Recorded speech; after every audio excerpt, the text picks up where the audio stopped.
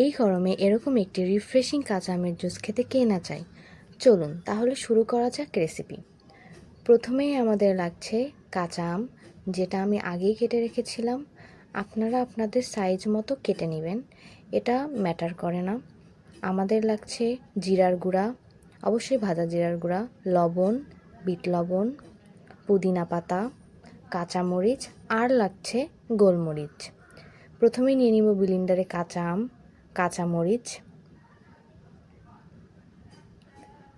পরিমাণ মতো পুদিনা পাতা। অনেকে আবার পুদিনা পাতা খেতে অতটা পছন্দ করে না, কিন্তু এটা রিফ্রেশিং একটা টেস্ট এনে দেয়। তারপর আমরা দিব গোলমরিচ, আপনারা আপনাদের ঝালের টেস্ট অনুযায়ী দিবেন। তারপরে দিব ভাজা জিরার গুঁড়া, লবণ, বিট লবণ, তারপরে পরিমাণ মতো চিনি টেস্ট অনুযায়ী। অল্প পানি দিয়ে আমরা প্রথমে ব্লেন্ড করে নিব, তারপরে অ্যাড করে দিব ইচ্ছামতো পানি। তৈরি হয়ে গেল রিফ্রেশিং কাঁচা আমের জুস। এবার ট্রাই করুন।